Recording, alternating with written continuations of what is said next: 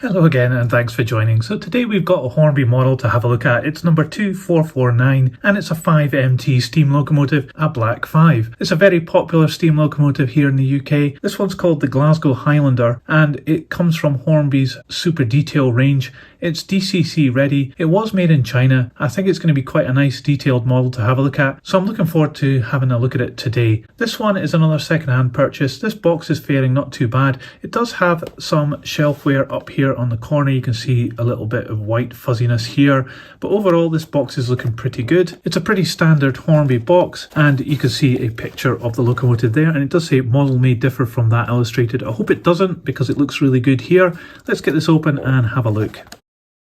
So here we have the model out of the packaging and we have a bag of extra parts and instructions here. These instructions are specific for this locomotive, Class 5 locomotive and tender, and it has some general information here. Inside we've got some details about how to lubricate this model, how to change the motor if we need to. The bag of extra parts hasn't been opened since factory and it seems to have some brake underframe here and some other small parts. I can't quite make out what it is here. I don't want to open it just now, but we'll move on to having a look at the model. So it certainly looks like an impressive model so far. Let's have a look at this close up. We'll start off with the locomotive. And looking here at the front, we've got a nice representation of the smoke box door and a really nice delicate handrail on the top there, and the brackets are really nicely moulded, and we have this additional part added on here. You can see the number and the shed plate. And then looking down here at the front, we've got some nice representation of the bracing here and some light brackets as well, which could very easily break off. They're very delicate, but these haven't broken off so far, which is great. You can see a transfer added on here in the red, and we've got the vacuum pipe here and the dummy hook, as well as these buffers which are metal and also sprung. The red on the buffer beam here does look a little bit pink in my mind. I think it should be a richer red. I'm not 100% sure. If you know better, let me know in the comments below, but to me this is a little bit pink in my mind. But it has been applied really well. There's no fuzziness at the edges at all. Looking down the side of the locomotive, you've got this really nice transfer here added on. Just on this part here, it runs the whole length of the locomotive. It's very nicely applied. And the side of the boiler has another very delicate handrail running the whole length of it here, which is an additional part that's been added on. Some really nice rivet detail, and the ribs as well. The painting on that has been really nicely applied. There's absolutely no overspill at all. We've got the nameplate here, which is very pleasing as well. It's a little bit thick, I think. Probably would have benefited from being made of metal rather than plastic, but it's certainly very clear and you can read the Glasgow Highlander there, no problem at all, with a little logo above it. And as we move further down, there's some more ribs as well and additional part like this part here that's just been added in. So the cab has some really nice rivet detail around it, and it has this transfer applied.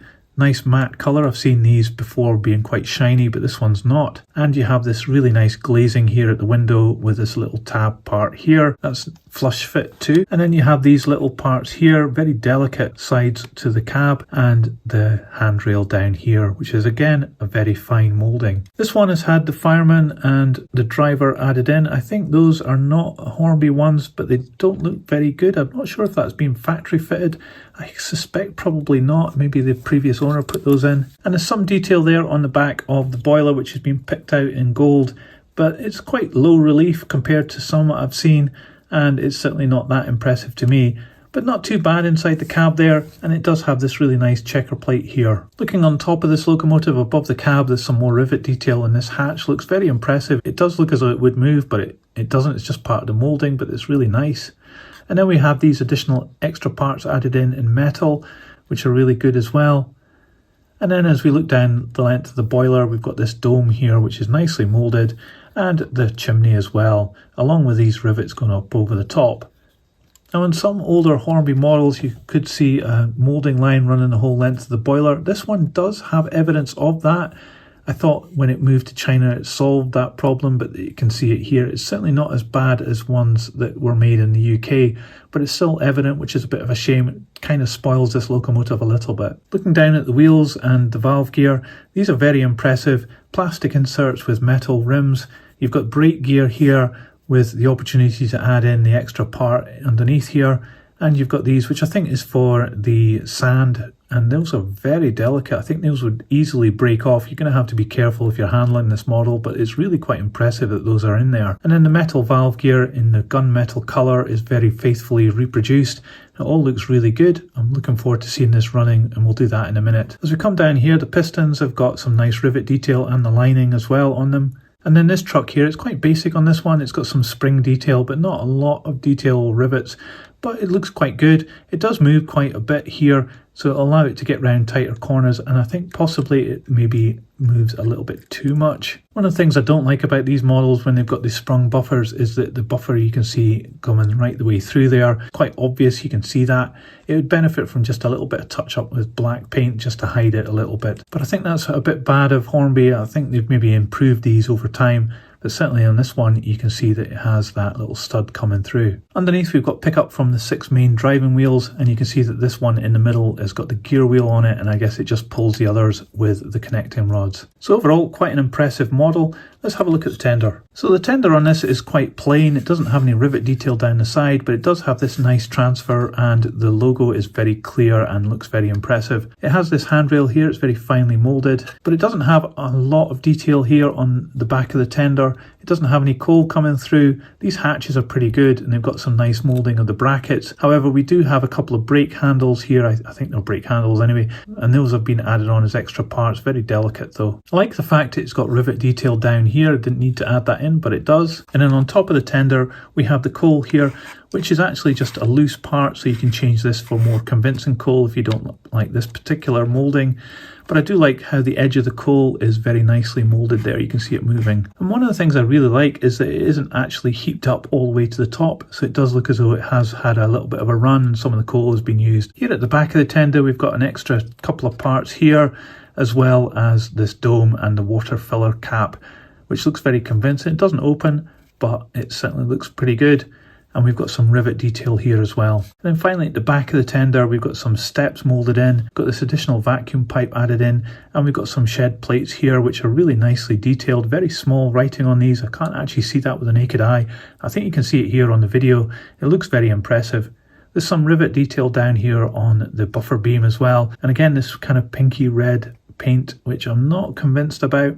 This one does have a little bit of a problem just here on the corner. You can see it's spilled over onto that little piece of plastic, and it shouldn't have done. There's a little bit there. If you were really fussy, you could just touch that up with some black paint. Again, we've got metal sprung buffers, and here we have the smaller coupling, which isn't in an M pocket, but it does look as though you can change that if you need to. Underneath, we've got brake gear in line with the wheels, which is nice, and you could put the additional part in the bag of the underframe for the braking here as well if you want to. There's pickup on these wheels as well, and that's transferred to the steam locomotive through this panel here, so this will help this locomotive get over some dodgy track. And talking of dodgy track, I think we should give this a go on the test track. Okay, we've got it on the test track now, and the power is on, so let's give it some juice and see what happens.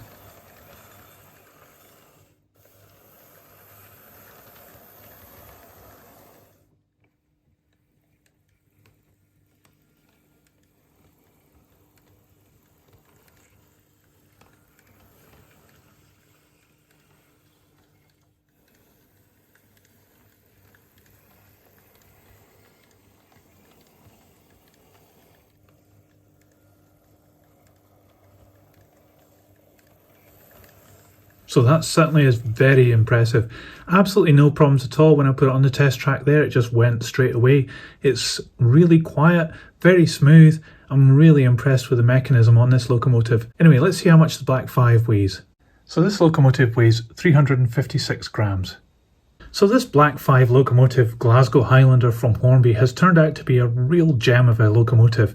It's certainly going to appeal to a lot of people. The Black 5 is such a loved locomotive, and it was used almost everywhere on the British Railways network, so there's a lot of opportunity to use this on your layout if you're modelling this era, or even if you want to have some preserved railway, because there's a lot of Black 5s that have been preserved as well. This particular model has got a wealth of detail added onto it. It does say it's super detailed on the box, but I think by today's standards this is probably just average detailed. But that said, the stuff that's been added on here has been done really well. well. I really like the fine handrails on the side of the boiler. The running gear underneath is really nicely detailed. It's a great colour as well. And the flush fit glazing around the cab is really well applied as well.